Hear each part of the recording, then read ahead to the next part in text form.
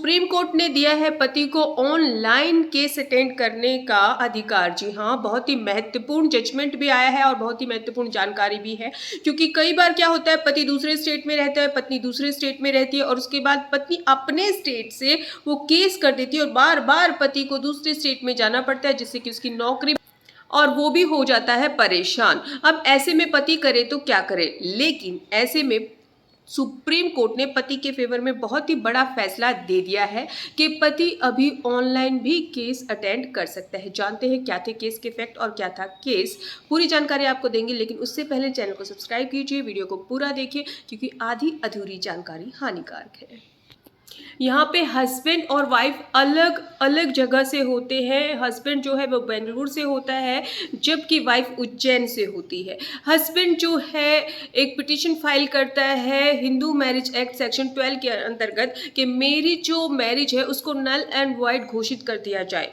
इसी को लेकर जो है पत्नी के पास जो है नोटिस चला जाता है और जैसे ही नोटिस जाता है पत्नी के पास, पत्नी भी 2 केस फाइल कर देती है, सेक्शन 9 का और मेंटेनेंस का। और पत्नी ऑनरेबल सुप्रीम कोर्ट में जाती है और कहती है कि ये जो केस है वो ट्रांसफर कर दिया जाए, क्योंकि ऑलरेडी मेरे केस हमारे यहाँ पर 2 चल रहे हैं, तो ये भी वहीं पर चलना चाहिए। यहाँ पर केस ट्रांसफर की जो पिटीशन होती है उसी से मेन बात शुरू होती है कि मेन बात क्या है कि किस तरह से अब पति इतनी दूर जा पाएगा या नहीं जा पाएगा, और अगर नहीं जा पाएगा तो किस तरह से केस अटेंड करेगा, क्योंकि पति भी अपने पक्ष में बहुत सारी बातें रखता है। वो कहता है कि इतनी दूर जाना मेरे लिए भी सक्षम नहीं है और फ्लाइट लेने के मेरे पास इतने पैसे नहीं है, और अगर मैं बार बार छुट्टी लूंगा तो मेरी नौकरी भी जा सकती है। एक तरफ उसकी नौकरी जाने का खतरा था, अगर वो इतनी दूर जाकर दूसरी स्टेट में जाकर वो अपना केस अटेंड करता, और दूसरी तरफ अगर वो फ्लाइट लेके जाता तो इतना उसका बजट नहीं है। तो ऐसे में अब पति करेगा तो क्या करेगा।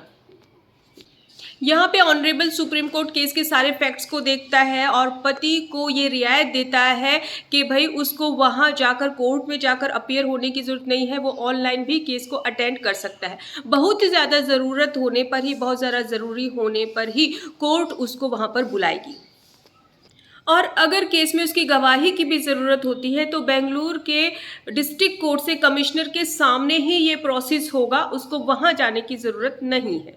अगर आपका भी ऐसा ही केस है कि आप दूर नहीं जा सकते हैं और बार बार आपका पैसा, समय सब बर्बाद हो रहा है, जिससे कि आपकी तबीयत भी खराब हो रही है, तो आप भी कोर्ट में ऐसे ये जजमेंट लगा के, जजमेंट मैं आपको डिस्क्रिप्शन में दे दूंगी, कोर्ट से ऑनलाइन हियरिंग की परमिशन ले सकते हैं। आपको परमिशन मिल जाएगी, क्योंकि ऑनरेबल सुप्रीम कोर्ट का ये जजमेंट है जो सभी ऑल ओवर इंडिया लागू होता है। तो डरिए नहीं, आप भी परेशान ना हुए। अगर आपको दूर जाना है, दूसरे स्टेट में आपका या बहुत दूर आपका केस चल रहा है, तो आप भी ऑनलाइन हियरिंग की परमिशन कोर्ट से ले सकते हैं, ये जजमेंट लगाकर और इसकी हेल्प से। लेकिन फिर भी अगर आपकी कोई क्वारी है तो व्हाट्सएप नंबर पर हमसे अपॉइंटमेंट लेकर आप बात कर सकते हैं। जय हिंद।